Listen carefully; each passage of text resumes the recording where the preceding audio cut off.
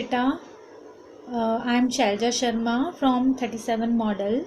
Today we are going to start chapter number 3 of your book from class 8, Understanding Quadrilateral. चतुर्भुजों को समझना. सबसे पहले chapter start करने से पहले मैं आपको कुछ ज़रूरी चीज़ें बताना चाहूँगी. First we are going to study simple plane curve कि साधारण वक्र किसे कहते हैं. मान लो मेरे पास ये कोई 3 पॉइंट्स हैं, 3 बिंदु हैं मेरे पास और इनको मैंने ज्वाइन किया like this. So then I will get simple plane curve जो कि खुला हुआ है, which is open curve. This is called simple plane curve या साधारण वक्र इसको हम बोलेंगे. This curve is made by joining so many points and this is closed.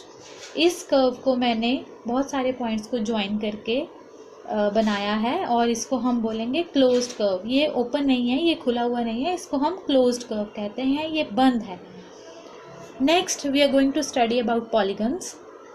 Polygon क्या होता है? Polygon is a simple closed curve made up of line segments. Polygon मतलब बहुभुज हम किसे कहते हैं? बहुभुज जो होता है वो बहुत सारी भुजाओं से बना हुआ होता है और ये बंद होता है, ये क्लोज्ड होता है.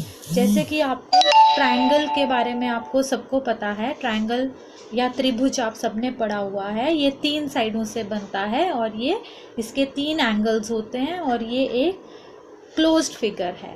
बंद बहुभुज जो है वो हमेशा बंद होता है.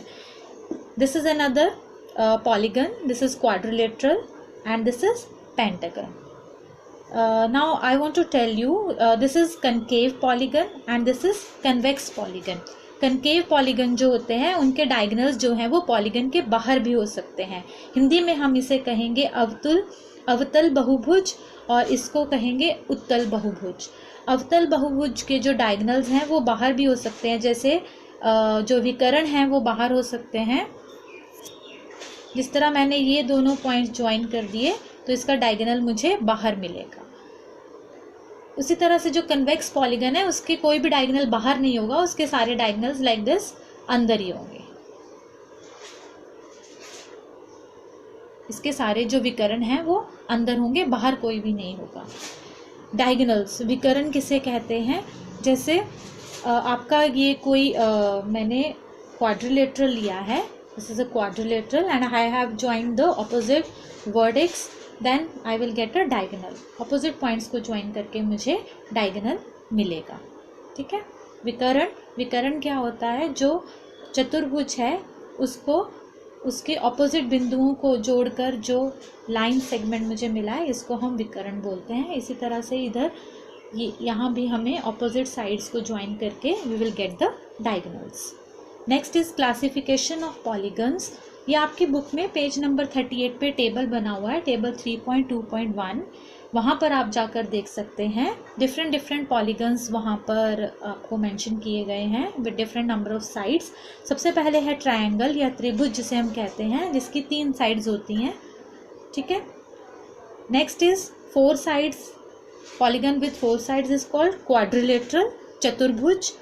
Next is polygon with 5 sides, इसको हम बोलते हैं पेंटागन या पंचभुज. इसी तरह से बहुत सारे टाइप्स के पॉलीगन जो हैं वो आपकी बुक में दिए हुए हैं. You can study from there from page number 38. Next is सम बहुभुज एंड विषम बहुभुज, regular polygon and irregular polygon. Regular polygon और इर्रेगुलर पॉलीगन में क्या फ़र्क है? जो रेगुलर पॉलीगन होते हैं उसकी सारी साइड्स बराबर होती हैं. जैसे आपका स्क्वायर है, square all the sides of a square are equal. वर्ग जिसे हम कहते हैं, वर्ग की सारी भुजाएं समान होती हैं, इक्वल होती हैं, इसलिए ये एक रेगुलर पॉलीगन है. इर्रेगुलर पॉलीगन या विषम बहुभुज उसे कहते हैं जिसकी सारी भुजाएं समान नहीं होती, जिसकी सारी साइड्स इक्वल नहीं होती, उसे हम विषम बहुभुज बोलते हैं. Next is R angle sum property of polygons. Angle sum property of polygons या बहुभुज के कोणों का योग कितना होता है। सबसे पहला है हमारे पास ट्रायंगल। इसके एंगल्स का सम आपको सबको पता है। ट्रायंगल के 3 एंगल्स होते हैं और तीनों को मिलाकर angle A plus angle B plus angle C, इनको अगर हम जोड़ दें तो हमें 180 डिग्री मिलता है।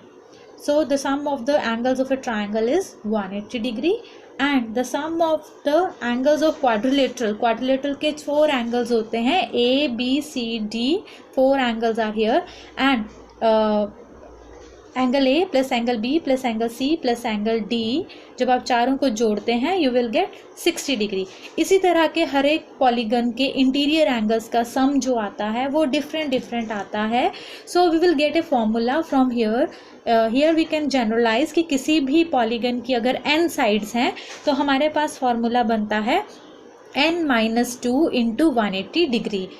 किसी भी बहुभुज की अगर n नंबर ऑफ साइड्स हैं तो n-2 मल्टीप्लाई बाय 180 डिग्री अगर आप करें तो आपको उसके इंटीरियर एंगल्स का सम मिल जाता है, जहाँ पर n जो है वो उसकी नंबर ऑफ साइड्स हैं। जैसे ट्रायंगल की साइड्स हैं 3, तो यहाँ पर 3-2 1 आ गया और 1 इंटू 180 करोगे तो 180 डिग्री ट्रायंगल के तीनों एंगल्स को सम जो आपके पास है वो आ जाएगा। इसी तरह आप किसी भी पॉलीगन की नंबर ऑफ साइड्स यहाँ डालकर उसके इंटीरियर एंगल्स का सम आप निकाल सकते हैं। Thank you.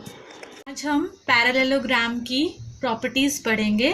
पैरेललोग्राम्स, जिसको हम समांतर चतुर्भुज भी कहते हैं, ये भी एक स्पेशल टाइप ऑफ क्वाड्रिलेटरल है। जैसे कि मैंने यहाँ पर ये बनाया हुआ है पैरेललोग्राम ABCD। पैरेललोग्राम जो होता है उसकी जो ऑपोजिट साइड्स हैं वो पैरेलल होती हैं और इक्वल होती हैं। जैसे यहाँ पर AB साइड DC के पैरेलल है और इक्वल है, उसी तरह से AD जो है वो BC के पैरेलल भी है और इक्वल भी है। इसी तरह से पैरेललोग्राम में जो ऑपोजिट एंगल्स हैं वो भी इक्वल होते हैं। आमने सामने वाले जो कोण हैं वो भी समान होते हैं पैरेललोग्राम के। जैसे एंगल A एंगल C के बराबर है और एंगल B एंगल D के बराबर है। एक और इसकी प्रॉपर्टी है कि अगर हम एडजेसेंट एंगल्स को ऐड कर दें, पैरेललोग्राम के एडजेसेंट एंगल जैसे angle A plus angle B, तो इसका जो सम आता है that is 180 degree. These angles are supplementary. Similarly angle C plus angle D is 180 degree supplementary. Angle B plus angle C will also be supplementary. Angle A, angle D are also supplementary angles. Diagonals of parallelograms bisect each other. Parallelogram के जो diagonals होते हैं, जैसे यहाँ पर AC और BD diagonals हैं, ये आपस में bisect करते हैं, इक्वल पार्ट्स में एक दूसरे को डिवाइड करते हैं। यहाँ पर क्या हो जाएगा, AO is equal to OC and DO is equal to OB if the diagonals BD and AC bisect each other at point O.